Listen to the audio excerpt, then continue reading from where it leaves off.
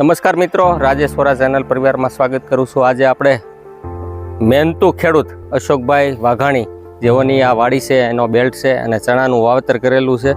તો એને ટ્રીટમેન્ટ કરેલી હતી એ આપણે તમને બતાડીશું. એને પહેલી ટ્રીટમેન્ટ એઝિલ કંપનીનું ટેબ્લેટ, એમાં ટેબુકોનોઝોલ વત્તા સલ્ફર આવે છે, એને જમીનમાં પાયું છે નીચે, અને સાથે ઈયળની દવા પણ એક વખત વાપરેલી છે. અને ટોટલ આ બેલ્ટને 50 થી 55 દિવસ જેવો આનો સમય થયો છે.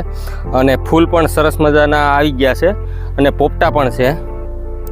તો મિત્રો તમે આ જોઈ શકાય છે, અને પોપટા પણ લાગી ગયા છે, અને આનો સંપૂર્ણ વિકાસ થાય એના માટેની હવે વસ્તુ ટ્રીટમેન્ટ કરવાની રહી છે આમાં. તો સાથે આપણે હવે પછી નેક્સ્ટ ફંગીસાઇડનો જો ડોઝ આપવો હોય તો આમાં કોપર વત્તા મેન્કોઝેબ આવે છે, જે સ્વાલ UPLનું લેટેસ્ટ પીસ છે, અને બીજી વખતમાં જો કદાચ મારવાનું થાય તો આને લગાડી શકાય છે. શેણાની અંદર ફક્ત 3 જ વસ્તુ કરવાની હોય છે. જમીનમાં આપવાની વસ્તુ, ઉપરથી સ્પ્રે કરવાનો, એક ફંગીસાઇડનો અને એક ઈયળ માટેનો. હવે તમને જો બીજી વાત કરું તો આની અંદર આ જમીનની અંદર NPK ના બેક્ટેરિયા આપી શકાય છે, અને નોર્મલ કિંમતમાં મળી જાય છે. અને NPK 3 ગ્રેડ આમાં હોય છે.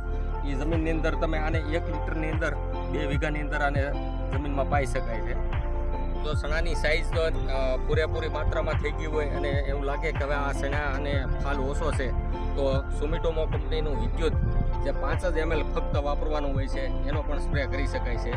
અને આવા તમે આ બેલ્ટમાં જોઈ શકો છો, આમાં એક પણ છોડ જે ફૂંકાયેલો હોય એવું લાગતું નથી. એટલે ટ્રીટમેન્ટ અગત્યનું પાસું છે, અને એને એવી રીતે વાપરી શકાય છે. તો મિત્રો, આ અશોકભાઈની વાડી છે, અને અશોકભાઈની વાડીની અંદર એક ખેડૂત તો મહેનતુ છે જ, તો તેમણે અળસીનું પણ વાવેતર કરેલું છે. અળસી મુખવાસ માટે ધી બેસ્ટ ગણાય છે. ફાઈબર પુષ્કળ પ્રમાણમાં મળે છે, પ્રોટીન પુષ્કળ પ્રમાણમાં મળે છે. અળસીનું વાવેતર કરેલું છે, અને અળસી પણ સરસ મજાની છે.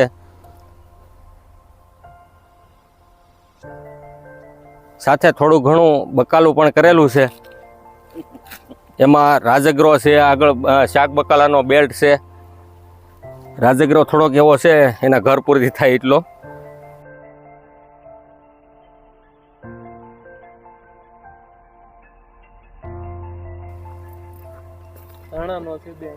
હા, નીચે મૂળા પણ છે.